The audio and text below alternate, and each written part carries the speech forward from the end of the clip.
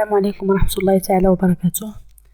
Dans cette partie, on va suivre le cours programmation orientée objet et on essaye de découvrir les attributs et les méthodes statiques.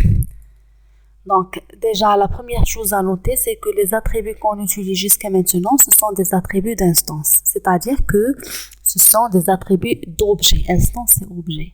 Ils ont une liaison avec un objet. Par exemple, lorsque je donne nom, prénom ou âge pour la classe personne, une personne P a un nom X, un prénom Y, un âge N. Donc, c'est une information liée à l'objet. Et si on devient un petit problème, supposons que dans la classe stagiaire, il soit nécessaire de disposer d'un compteur d'instances, dont la valeur serait le nombre d'instances créées.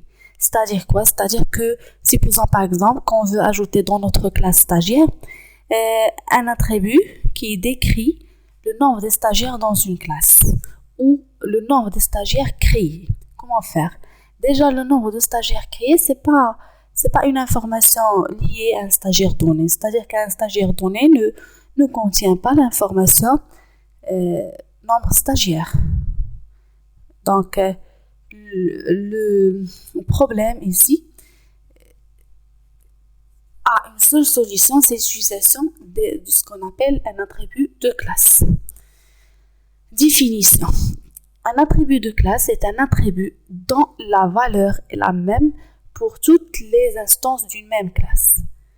Donc déjà, lorsqu'on veut déclarer un attribut qui est partagé, c'est surtout, vous devez connaître le mot partagé. Lorsqu'on dit statique, c'est partagé. C'est-à-dire que c'est une information qui ne me concerne pas seule, mais qui concerne tous les éléments de la même classe. C'est une information partagée entre les objets de la même classe. Si c'est le cas, donc c'est un attribut statique. Pour le déclarer, on doit utiliser, comme vous voyez, le mot-clé statique.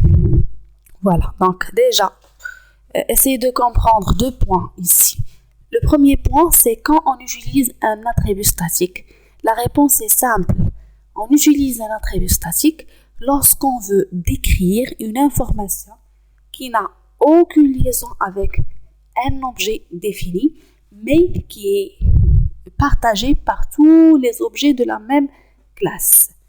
Donc, si c'est le cas, on déclare cette information comme attribut statique et on utilise le mot-clé statique. Donc, comme vous voyez dans l'exemple, on donne par exemple la visibilité publique parce que c'est partagé, donc pas la peine d'avoir private, c'est un élément partagé.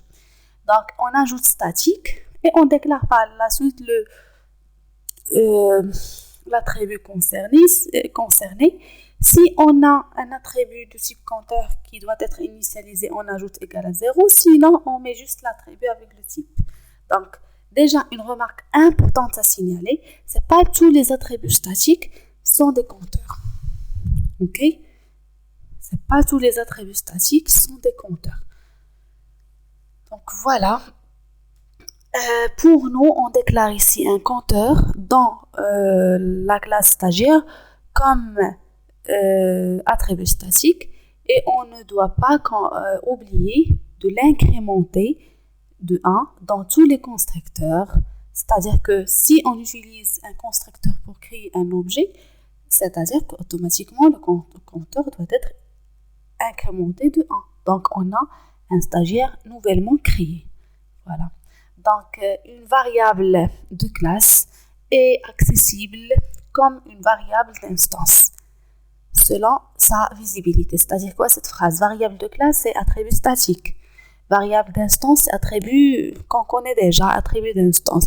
Donc, bien sûr, pour que ce soit attribut de classe ou attribut d'instance, on a toujours la notion de visibilité.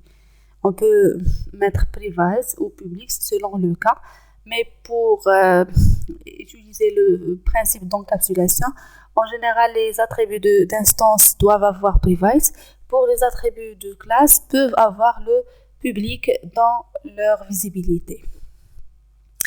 Donc, essayons de continuer la lecture de la phrase, mais aussi sans avoir à instancier un objet de la classe. uniquement en référençant la variable par le nom de la classe. Donc ici, c'est le problème d'utilisation. Okay? Supposons que vous avez déjà déclaré le compteur, vous l'avez initialisé avec 0 et par la suite, vous l'avez incrémenté dans tous les constructeurs par 1.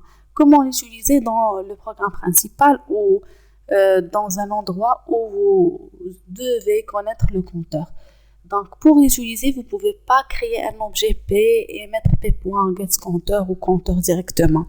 Vous devez l'utiliser avec le nom de la classe et non pas le nom de l'instance. Donc, voilà la classe personne qui contient un attribut statique, compteur initialisé avec 0. Il sera incrémenté dans tous les constructeurs.